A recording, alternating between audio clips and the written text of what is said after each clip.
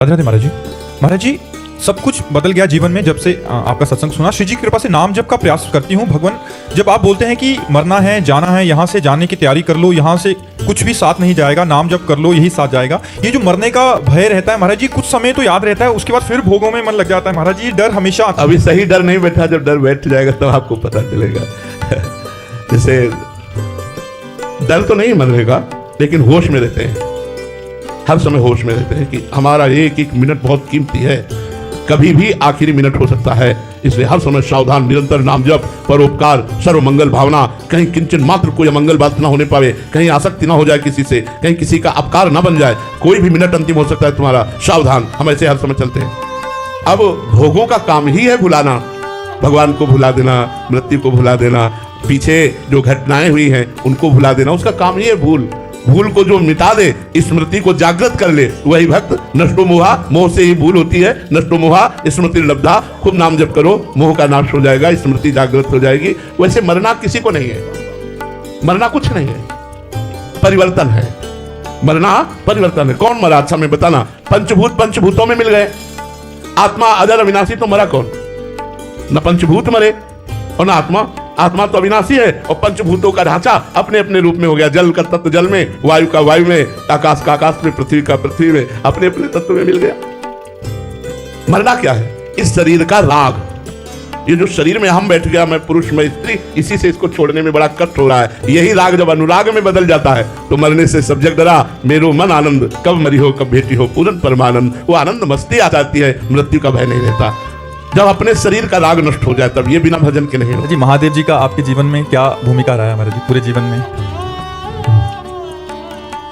कैसे वाणी उनकी कृपा का वर्णन करें। बचपन से लेकर के आज तक वही संभाल रहे हैं, भगवान शंकर की ही कृपा से। जिस कुल में जन्म हुआ वहाँ क्या आराध्य देव भगवान शंकर, शैव उपासना, ब्रह्मचर्य, महावाक्य, काशी का सेवन, काशी से वृंदावन, वृंदावन में प्रिया प्रीतम की उपासना, सर्वस्व महादेव जी की कृपा से हुआ है। सब भगवान विश्वनाथ जी की कृपा से आप उस कृपा को वाणी की सामर्थ्य नहीं कि वर्णन कर सके, जैसी कृपा भगवान से। और ये हम निश्चित कहते हैं, जिस पर भगवान शिव की कृपा नहीं है वो कभी प्रेम को प्राप्त नहीं हो सकता, आत्मबोध को प्राप्त नहीं हो सकता। दोनों बातें, जहाँ पर कृपा न करें पुरारी, सो न पाओ मुनि भगति हमारी। जिस पर त्रिलोचन भगवान चंद्रमौलेश्वर शिव जी की कृपा से भगवत प्रेम प्राप्त नहीं कर सकता। और फिर आत्मबोध के लिए तो स्वयं शंकराचार्य के रूप में प्रकट हुए। वही संपूर्ण चराचर जगत के गुरु हैं। जब जहाँ जैसी आवश्यकता होती है वैसे ही आचार्य रूप धारण करके पहले पिपासा जागृत करते हैं, फिर इष्ट रूप से उस पिपासा को शांत करते हैं। सारा खेल शिव का ही है। वही सर्वोपरि परम तत्व विविध रूपों में प्रकाशित हो रहे हैं। एक ही तत्व है, तत्व दो नहीं है, एक ही परम तत्व है। हाँ, रस का रसास्वादन कराने के लिए, जैसे एक ही दूध के बहुत प्रकार के मिष्ठान बनते हैं, उनका स्वाद अलग अलग रस विशेष हो जाता है, ऐसे ही एक ही परमात्मा तत्व भगवान शिव अपने रसास्वादन का रसास्वाद कराने के लिए विविध रूप धारण किए हुए हैं। वही प्रिया प्रीतम है, वही सियाराम है, वही सर्वस्व है, उनके सिवा कोई नहीं है। तो उन्हीं का ही सर्वोपरि कृपा प्रसाद हृदय में जागृत हुआ। उसी कृपा प्रसाद से रासलीला का दर्शन, रासलीला से वृंदावन की प्रति जिज्ञासा, वृंदावन भेजना, वृंदावन का संपूर्ण वैभव, ये सब देवादिदेव महादेव की कृपा से ही प्राप्त हुआ है। हम इतना ही कह सकते हैं कि वो हमारे थे, हैं, रहेंगे, उनके सिवा कोई नहीं।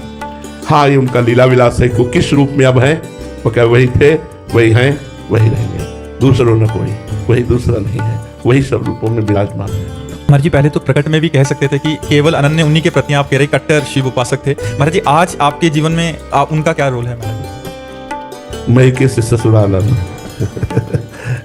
आज याद नहीं आती?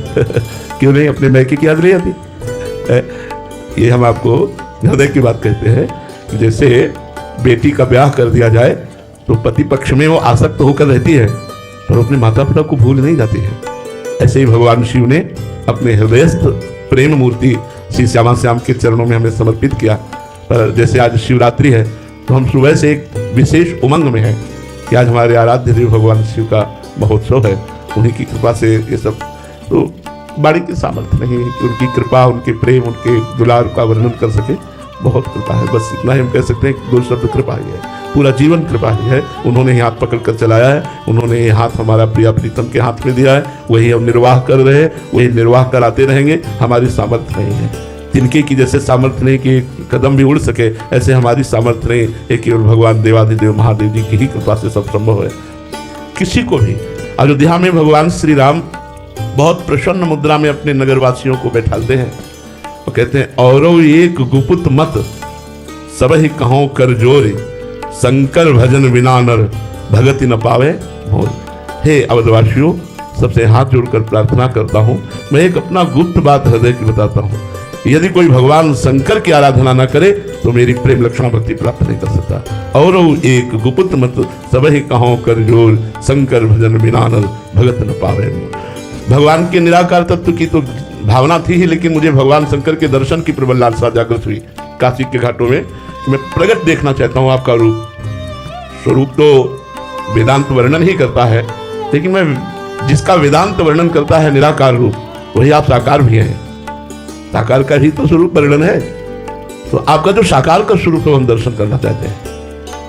रात दिन तुलसी घाट से लेकर दशाश्वमेध घाट तक यही हमारी रहनी थी।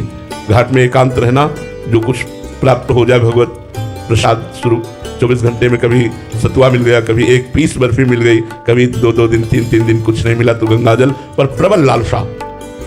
वहां तो भंडारे ही बढ़ते रहते हैं। मारवाड़ी क्षेत्र तो अन्न का चाहे जय बार खाया हो, सब व्यवस्था है, लेकिन नियम लिया था, घाट में रहूंगा, पास में अर्थ नहीं रखूंगा, कभी किसी से मांगूंगा नहीं, आकाश वृत्ति से जो आएगा प्राप्त हो। अब दिन दिन लालसा बढ़ने लगी। आज महादेव जी मिलेंगे, आज महादेव जी मिलेंगे, आज महादेव जी मिलेंगे। एक दिन सुबह से मन अति हरस जनाव नत्य ही, आज देखियो परम सने ही। एकदम आनंद की वृत्ति छा गई और लग रहा था आज निश्चित, आज निश्चित। ठीक 12 बजे दोपहर में, तो वो गर्मी का समय जहाँ कोई नहीं दिखाई दे रहा था, वहाँ नंगे पैर, भगवा वस्त्र और एक तेजो में हाथ में छोटा सा त्रिशूल, विशाल जटाएं, वो अद्भुत स्वरूप भगवान जी देखा।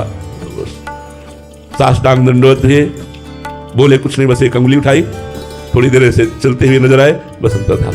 बहुत समय तक उस अंगुली का चिंतन था, एक एक सिर्फ एक है, एक वो ब्रह्म द्वितीयो नास्ति, दूसरा कोई नहीं। वो बता रहे हैं कि तुम मुझे देखना क्या चाहते हो, मैं चराचर जगत के रूप में मैं ही विराजमान हूँ, दूसरा कोई विराजमान नहीं है। भगवान शिव की कृपा से ही सब अब कछुनाथ रचा ही हुए।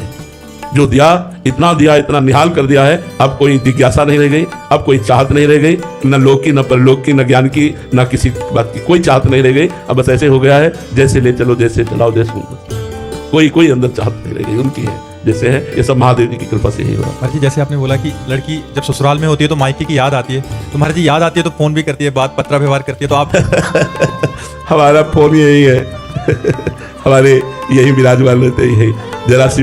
तो आप जिनका 20 वर्ष से ध्यान किया है, द्रवित हृदय में जो रूप बसा है, तो आज भी त्रिलोचन चंद्रमौलेश्वर जरा सा चिंतन करते ही वो झलकने लगते हो, कहीं दूर थोड़ी है, वही तो हमारी आत्मा है।